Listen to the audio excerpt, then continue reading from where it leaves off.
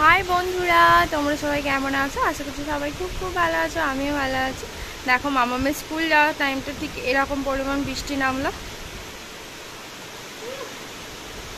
আর মামামের স্কুল যাওয়াটা বন্ধ হয়ে গেল। আমার মামামের প্রচণ্ড আনন্দ তাই আজকে। হ্যাঁ বলো। সেই জন্য ছুটে ছাতা নিয়ে ছাদে চলে গেছে।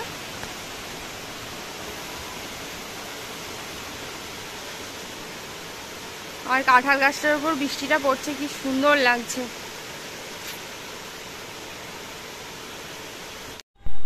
স্কুল যাওয়ার টাইমটা পেরিয়ে যেতে বৃষ্টিও কোথাও হঠাৎ করে উধাও হয়ে গেল। আর আকাশটা দেখো কি সুন্দর লাগছে।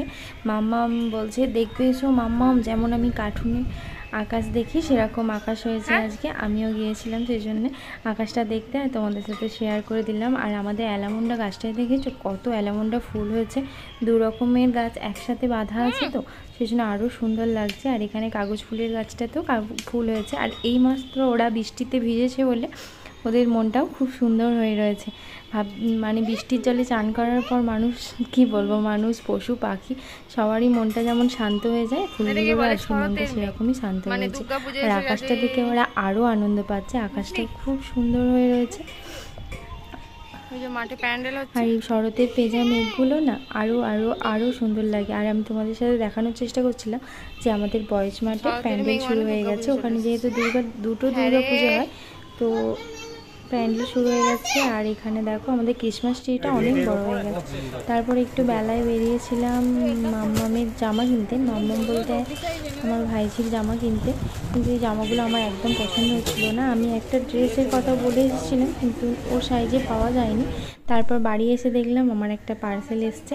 পার্সেলটা না তোমাদেরকে বললে হয়তো বিশ্বাস করবে না, মাত্র আমি 99 টাকা দিয়ে কিনেছি। খুব সুন্দর নেকপিসটা এসেছে, কিন্তু এখন আর ওই দামটাই দিচ্ছে না। তারপরে আমি একটা রেসিপি শেয়ার করছি, সেটা হচ্ছে করলা দিয়ে ডাল। কজন খেয়েছো জানি না, কিন্তু টেস্টটা অসাধারণ হয়, খুব সুন্দর হয়। তো আমার ছোটোবেলার কথা মনে পড়ে। ছোটোবেলায় আমার মামুনি রান্না করতো, আমার ভীষণ ভালো লাগতো। আমার ছোট দাদার আমরা দুজনে ভীষণ পছন্দ করতাম এই জিনিসটা, কিন্তু মামুনি সেজন্য প্রায় দিনই করতো। তো আমিও ভাবলাম হয়তো আজকে করি, কিন্তু মামুনির হাতের যে টেস্টটা, সেই টেস্টটা কিন্তু আসেনি। তবু চেষ্টা করেছি ওরকম ধরনের করার।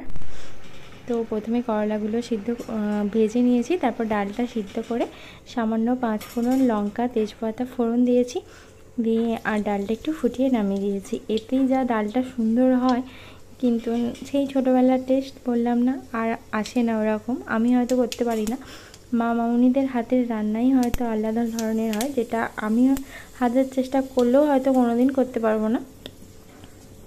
কিন্তু মামামের কাছে আবার হয়তো আমার রান্না সবথেকে বেস্ট, কারণ আমি ওর মামাম, সেই কারণে। এই যে দেখো তোমাদের সাথে গল্প করতে করতে আর আমার এখানে ডালটাও রেডি হয়ে গেছে প্রায়। আর আমি এবার এতে করলাগুলো দিয়ে কিছুক্ষণ ফুটিয়ে নামিয়ে দেব। আর পাশে আলু সিদ্ধ করতে দিয়েছিলাম, কারণ এটা একটু তেতো হয় না, তবুও মামাম এটা খাবে না, সেই কারণে দিয়েছিলাম।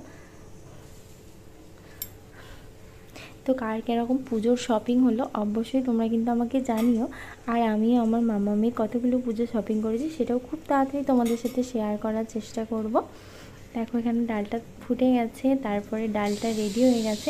এটা এখন আমি নিচে নিয়ে যাচ্ছি বাবাকে দেওয়ার জন্য, কারণ বাবা একটু তাড়াতাড়ি ভাত খেয়ে নেয়, একটু দেরি হলে হয়তো এটা খাওয়া হবে না। তারপরে দেখছি না বাইরে একটা কাক এপাশ ওপাশ ঘোরাঘুরি করছে। কাকটা আমাকে বলছে তোমার যে প্রেশারের অত সিটি করছে তুমি শুনতে পাচ্ছ না? বাই।